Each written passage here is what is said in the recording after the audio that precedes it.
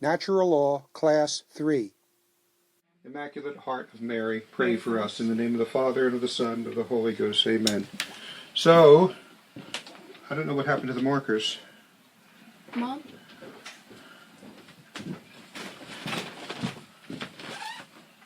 Oh, gosh, I can't even see them right in front of me. Okay. All right, today we're going to continue with natural law.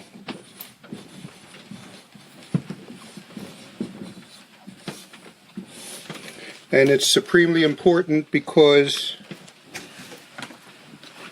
it is either denied that it exists, Or warped.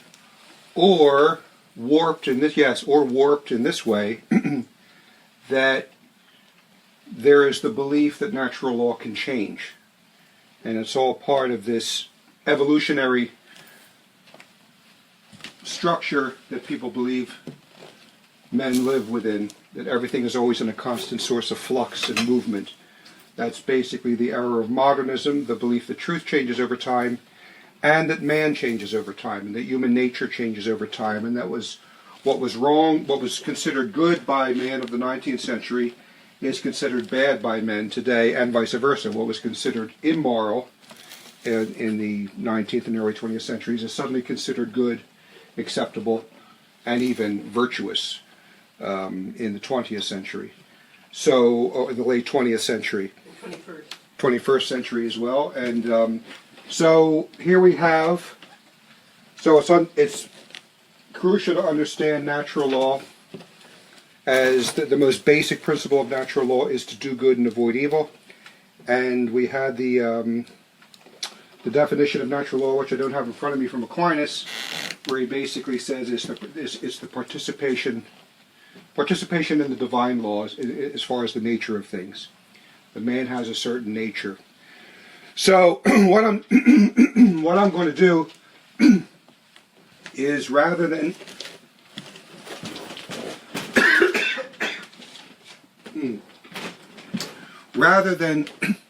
start with the just basic ethics textbook like you would find in Biddle or in Higgins, I want to use a terrific little booklet written by a Father Raymond Smith called Establishing the Natural Law, because the framework in which he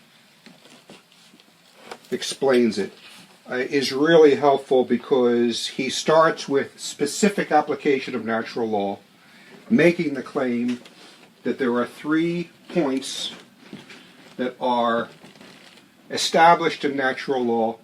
He makes those 3 points based on the magisterial teaching of the Church, and in all 3 points, natural law is mentioned by the popes. And then he goes on to say, okay, so what is this natural law? And he starts with the most basic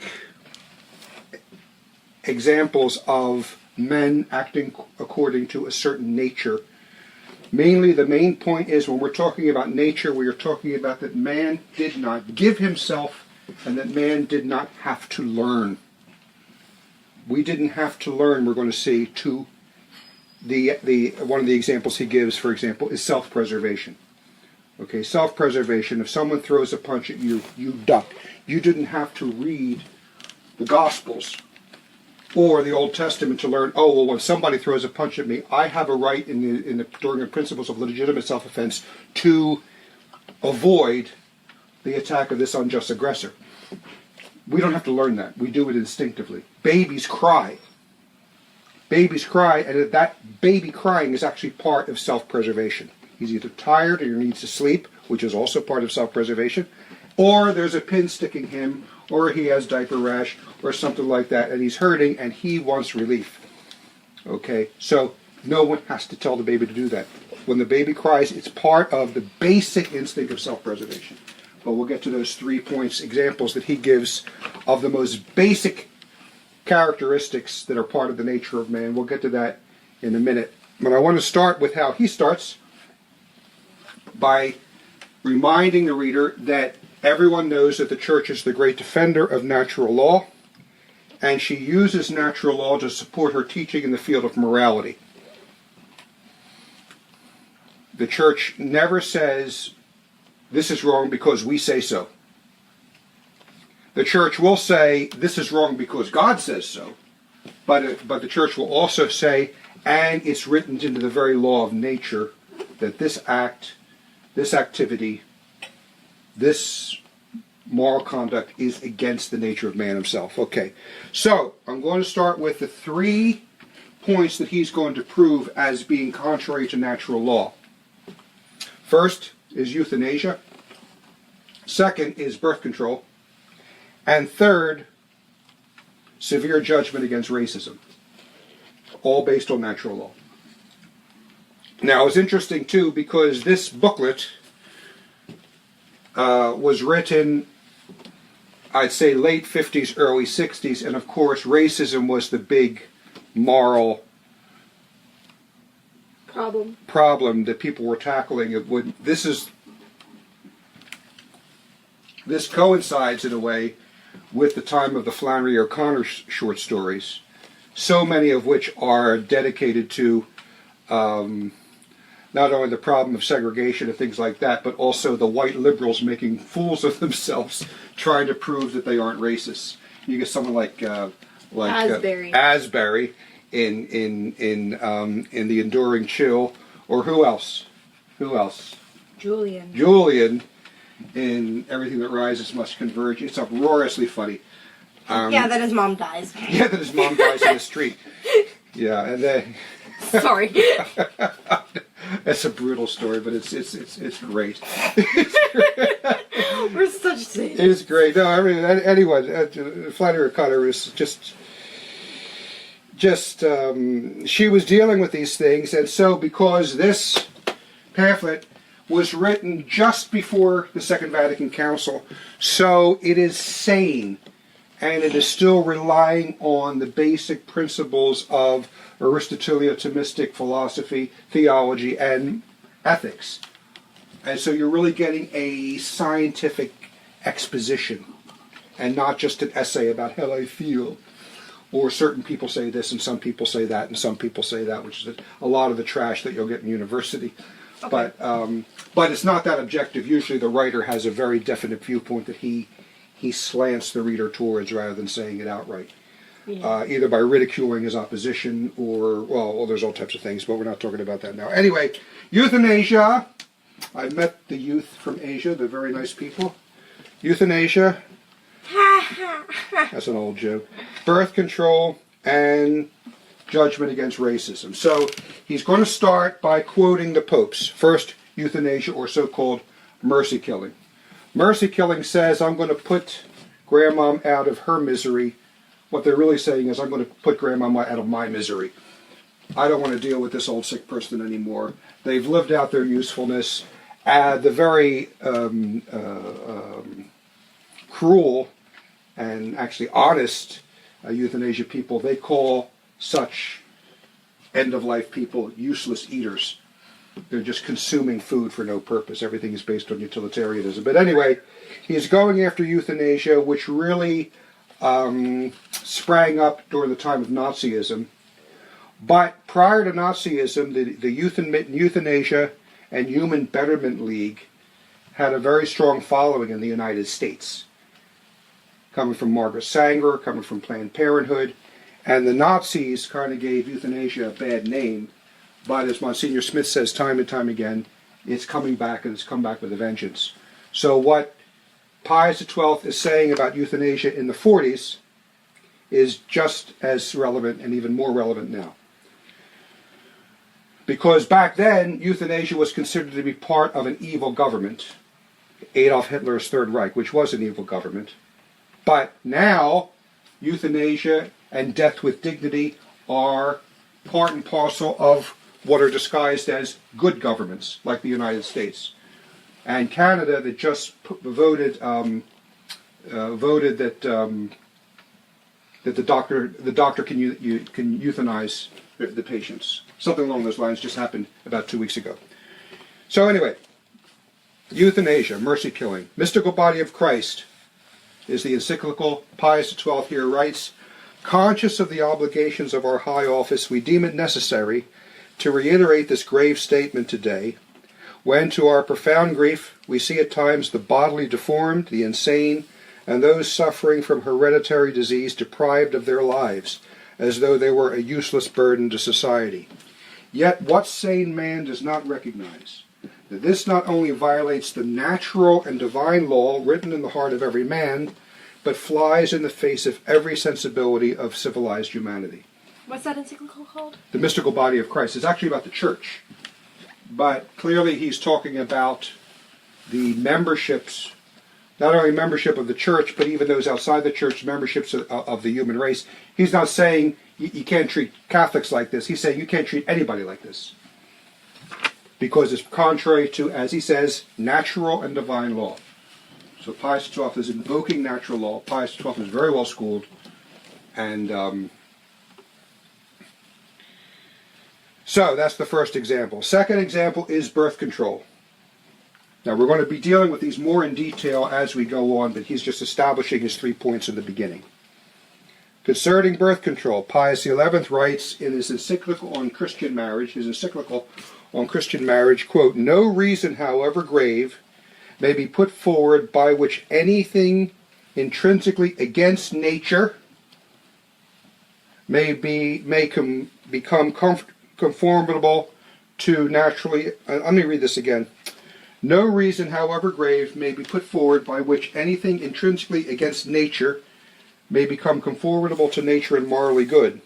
Since, therefore, the conjugal act is designed primarily by nature for the begetting of children, those who in exercising it deliberately frustrate its natural power and purpose, sin against nature, and commit a deed which is shameful and intrinsically vicious." Okay? There's actually 5 natures in that one paragraph. 5 use of the word nature. I'll read it again. I want you to go ding, ding, ding every time you hear the word nature. Okay? Here we are.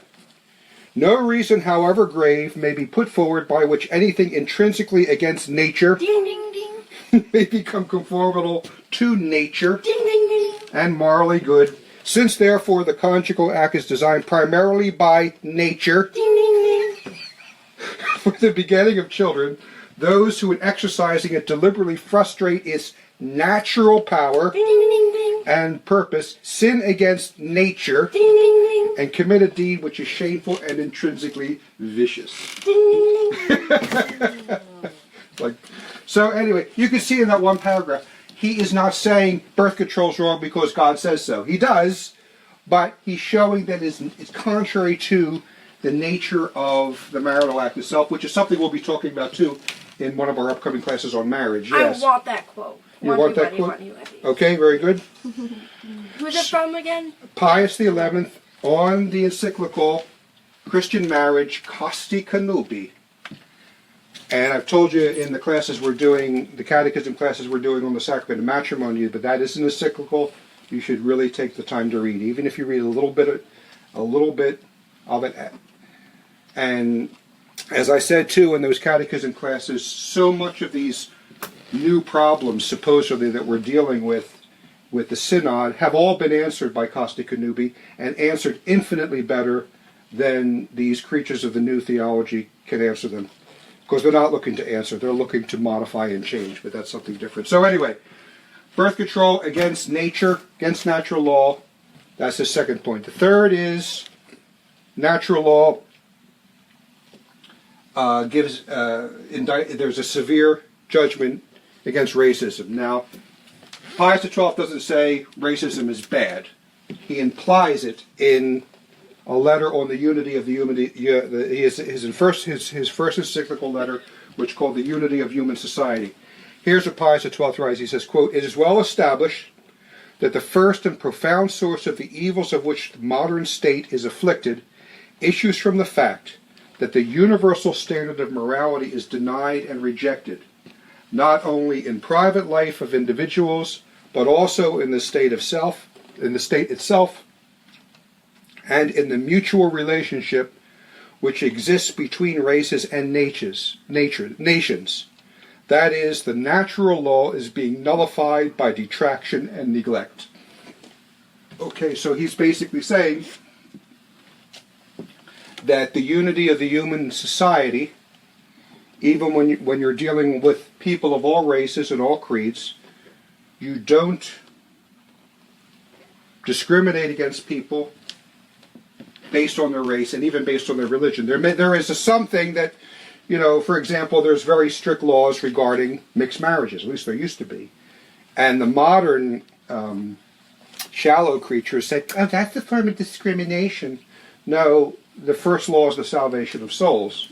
So you should have different laws or specific laws regarding mixed marriage.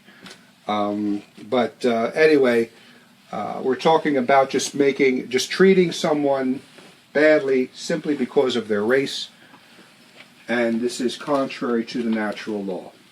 So, basically he says then, so what we're going to do is, the burden of this study is we're going to talk about the existence of natural law. Does it exist, and how do we know that it exists? If these three things are based both on divine law and natural law, and the popes themselves are invoking natural law, then we have to know what it is, and we have to know if it's even reasonable to accept natural law. So, he says, man does what he does because of what he is. We have certain capacities, we have certain limitations. There's a lot we can do. There's a lot more we can't do.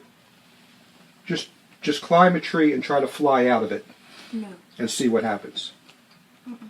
Or ride on the back of a whale when he submerges himself for 2 hours without any scuba gear and see what happens. Okay? We're not designed to fly. We're not designed to be submerged underwater. It's not part of our nature. So we have to admit that we do have a nature, and in order to understand man, we must be prepared to admit that man acts the way he does because of his nature or being. Okay? There's a line in philosophy, action follows being. Agere sequice esse, I believe, is how you say it in Latin. And that is, if we want to know what something is, we look at what it does. And by learning what it does, and also learning what it can't do, we can establish its nature, especially when we find that this activity is common to everything that we look at with a given species or a given type. For example, man, or rabbit, or porpoise. They have a certain nature. We know, for example, that bees have a certain nature. What do bees do? Well, bees buzz around. They gather stuff. They gather nectar or pollen, whatever, from the bees. Go. And they gather pollen and they take it back to their hive and they make honey. Okay? Well, it's interesting because the honey that they make is something man can use. So they do this activity and they gather in a hive. A bee does not spin a web. A bee does not, what do some other insects do? Well, that's the easiest thing. A bee doesn't spin a web the way a spider does. Bees act according a certain way, and we learn what bees are, basically what they do, by what they do. So not only do they produce, so they fly, they collect nectar, they make honey, but then the honey is something that man ends up using.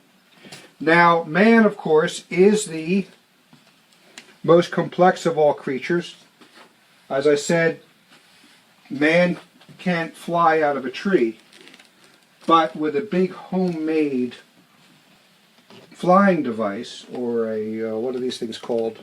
A glider, you could fly out of a tree. You have to make something in order to fly. Man, by nature, can make sugar. He can make some sort of artificial sweetener. It's usually awful. Or he can take sugar cane and make sweetness something sweet out of it. But he's restricted. Man is restricted by what flows from his nature. And also, man is the only creature that can act against his nature. He can act against it. He can commit suicide, which is really the most obvious sin against nature, because we are bound to self-preservation. And we know that instinctively. So how do we know what we are? As this man says, we know what we are by just looking at ourselves, just looking at man himself. Find out what we do, and then we will find out what we are. Agere sequitur esse. Action follows being. Now, we've had this before numerous times, both in philosophy and catechism class, that we have vegetative life, we have sensate life, we have emotions and sensitivities, but also we're capable of reasoning. We have intellectual life. And we can define ourselves, of course, as rational animals. And that's because of what we do. So then, he says, granted then that man is a rational animal, we can proceed to our problem of showing that there is such an entity as natural law. We have to be prepared to admit that man has very definite inclinations which flow from his nature, for which he is no way personally the cause, but through which man is able to see what he is and how he must act in order to preserve the human nature which is his. The key point is, it's not of his making. We do these things, but we didn't plant it in ourselves. We didn't have to learn to do this. All of this is done by nature. All right. So, we have to find it written in our hearts. Now, we have three basic inclinations. He's going to start really basic to show that there is a natural law.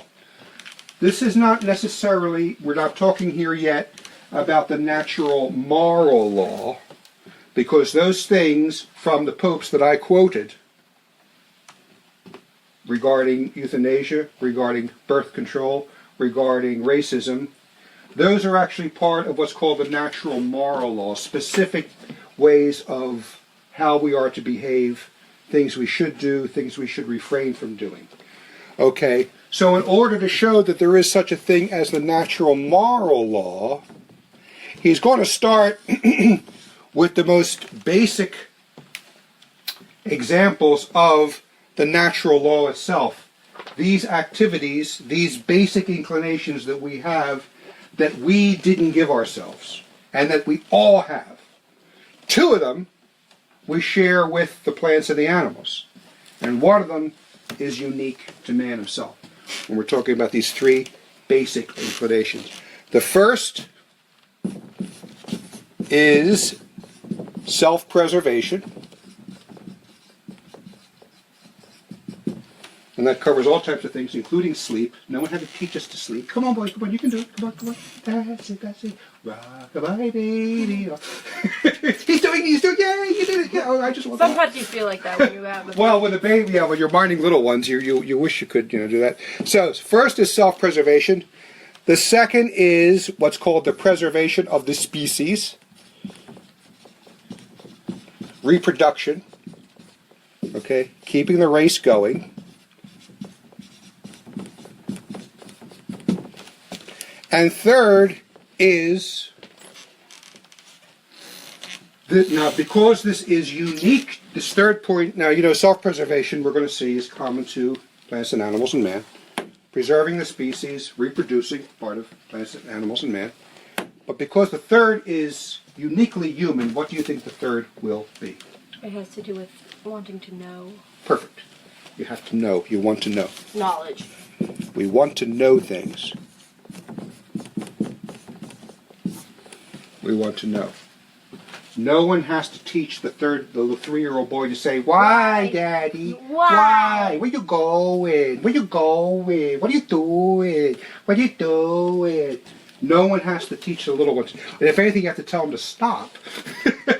But you don't want to arrest that either. You deal with that in a gentle way. So anyway, within man, three basic inclinations. The first of these inclinations is not peculiar to man, as I said. Everything has an inclination to preserve its own being or existence. This is what that's called the primitive urge. Primitive not meaning Neanderthal, primitive, but primitive meaning prime, meaning first. Okay, Right. so the first basic inclination is self-preservation. Now, this author points out that really, in a certain sense, everything has an inclination to self-preservation, even an inanimate object. It's not even an animal or a plant. In that it stays existing? Yeah, you throw, just suppose you say, rock, I'm going to destroy you, and you pick up a tomato and throw it at the rock. What happens? The tomato splashes, okay? The rock resists its destruction, okay?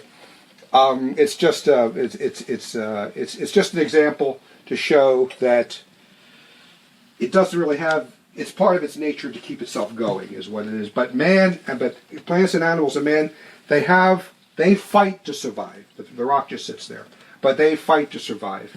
The way we know, if you know anything about botany, the way that the plants, the trees, the bushes, the way they send out roots, and they send out feeder roots to survive.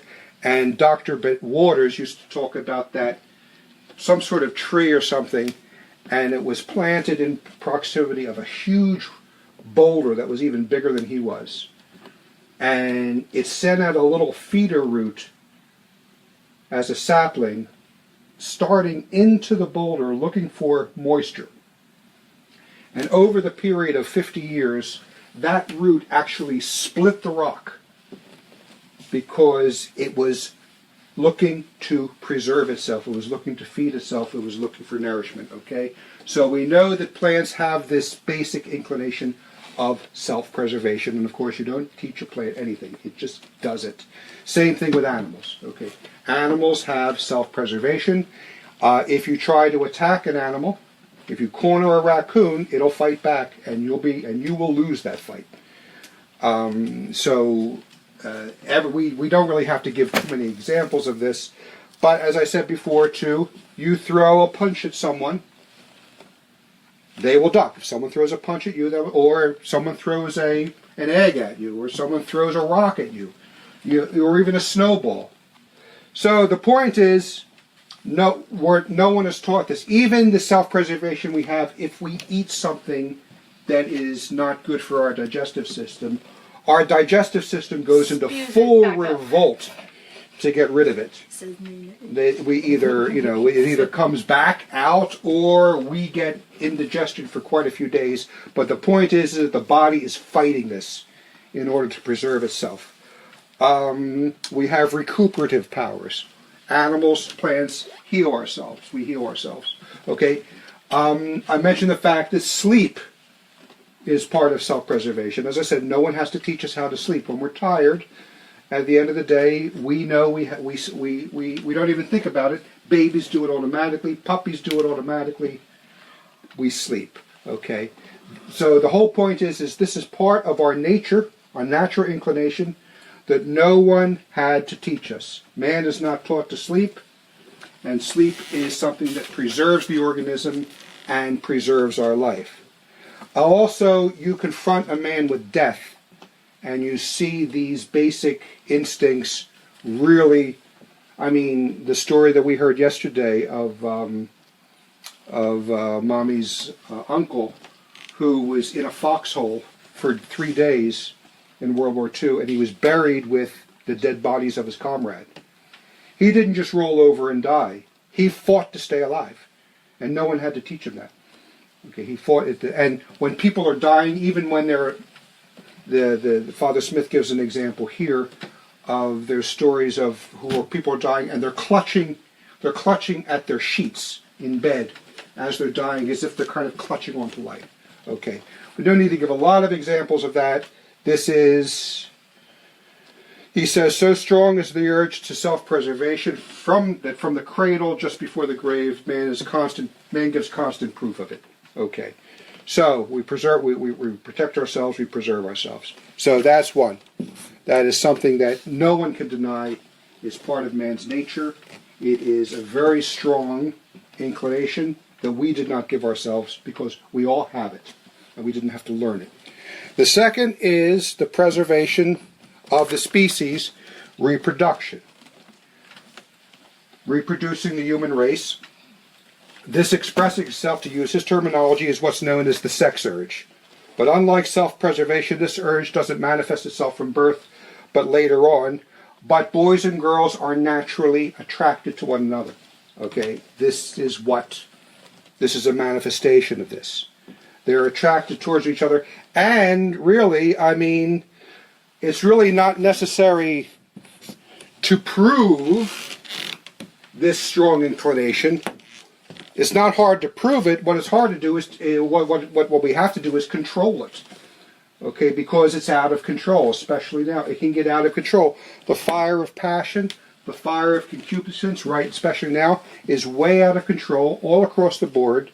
And in billboards and in music and in entertainment and everywhere you go, it's almost by design that man is kept in a constant state of stimulation. Constant. I remember Father Marian saying, we used to tell people in the confessional, avoid the occasion of sin. We can't do that anymore. It's everywhere. He wasn't saying just throw yourself into it. Best he was saying is it requires more vigilance now. So this is really, and that act, of course, is only proper in marriage, and is for the preservation of the human species. We talked about that in the catechism class, that actually the husband and wife giving over to each other the right of the marital act that produces children, that is the essence of the marriage contract.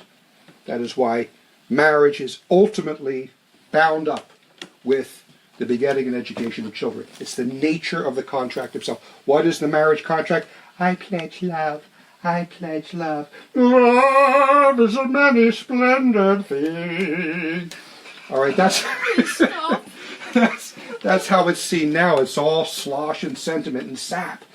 But really, in fact, when I was doing a program with Father Gruner about it, and I said that the essence of the marriage contract is that the husband and wife give over to each other the rights to those acts that are necessary for the procreation of children. Someone wrote in the comebacks and said, well, you should call it the marriage covenant. No, covenant, okay, that is true. That is true. You can look at it as a covenant, but we have to use a sound Thomistic and scholastic precision that the Church has given throughout the centuries.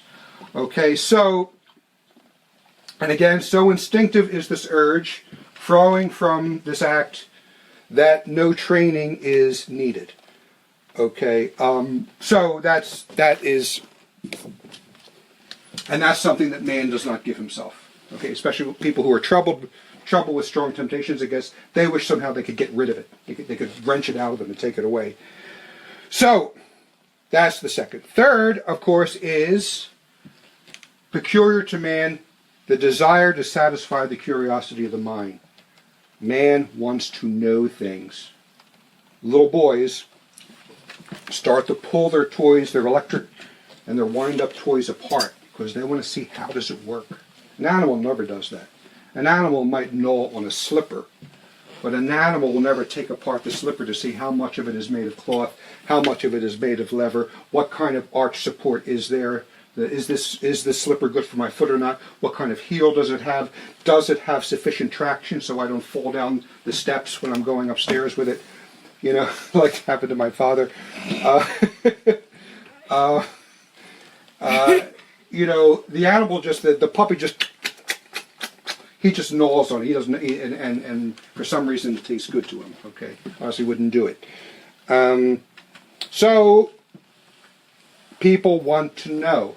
We have a natural desire to know things. As I said, the little boy saying, "Why, Daddy? Why, Daddy? Why, Daddy? Where you going? What are you doing? Why? Why? How does that work? How does that work? What's that? What's that? What's that?"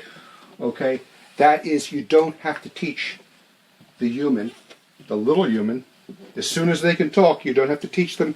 Now, you have a you have a mind that is empty, and you need to fill it. So when you see something, When you see something, you have to ask why it is, because otherwise you will grow up with an empty mind, like so many other people. All right, so that is a natural inclination. We want to know. I remember I saw an interview of Bill Moyers interviewed Mortimer Adler. I wish I could find this interview. It was really good, really good. And Mortimer Adler said to Bill Moyers, "Your mind has a hunger for knowledge, the way your stomach has a hunger for food. This is part of your makeup." And Bill Moyers, being the interviewer, said, "Well, suppose I don't want to know anymore." And Adler says, "Then you're deficient." Okay, we can stifle that knowledge. We can say, "I don't want to learn anything more. I don't want to read anymore. I just want to play Temple Runner all day." Okay, and that is a stifling, a kind of retardation, really, to stifle the intellectual knowledge for the sake of something that goes bing, bing, bing, bing, bing, bing. An hour later, bing, bang! I scored 10,000. I beat Chewy Jones over there. Bing, bing. Yes. I scored 20,000. I'm very happy you scored 20,000. Anyway, so the mind seeks truth. Okay, now he's giving 3 obvious examples. I would like to see anyone try to argue with this. Anyone try? They will come up. Some people, in order to preserve their evolutionary and materialistic theories, will try to spout some ridiculous argument to counter that this is part of man's nature, but none of them satisfy. None of them are convincing. And thirdly, as I've said many times with these modern philosophical theories, the people who spout them can't live by them. They have to live as an Aristotelian Thomist in real life. Otherwise, they're cut off from reality. Okay, so he gives the summary here, and that's all we're going to do today. For the sake of clarity, he says something too that I should mention. Benedict says, "When can I order my helicopter?" I say, 3 weeks ago. "Come on, Dad, when can I order my helicopter?" On February 31st. "Come on, Dad, when can I order my little toy helicopter?" When the moon turns to cheese and when the oceans turn to toast. Spaghetti. Come on, you give a child a false answer, an evasive answer of something he wants to know. He won't leave it alone. Oh, that's true. He won't leave it alone, especially boys. They will not leave it alone. Okay? As he says, the child who is put off with a false or evasive answer can be most persistent in demanding a new reply. Okay, this little priest, Dominican, Thomas, he knows what he's talking about. So, we will close here with restating the 3 basic urges of every man. First, all men, I'm just reading straight out what he says. Number 1, all men have a natural inclination to preserve themselves in being. This is the law of self-preservation, and from it arises the urge to food, drink, sleep, and do all things conducive to personal survival. Okay, that's pretty concise. Second, all men have a natural inclination to keep the human species in existence, and this is manifested by the sex urge, wherein the opposite sexes seek the company of each other on a most intimate basis, self-explanatory. And third, all men have a natural inclination to know. So what he's doing at this point, as I said, he's not talking about natural moral law that is written in the hearts of men. He is talking about natural law that is put into man himself, and the way the natural moral law is not something that is of our own making. So these 3 most basic natural inclinations are not of our own making, and they are common to all men. The first 2 are common to all living things. The third is common, and with the third added, these 3 things are common to all men. So that's all for today. And in the next class, he's going to go into more detail of what do we mean by inclination. He's going to talk more about inclination, and then we'll get on to more of the specifics of the points he's talking about regarding those things that are contrary to natural law, which are euthanasia, birth control, and racism. So that's it for today.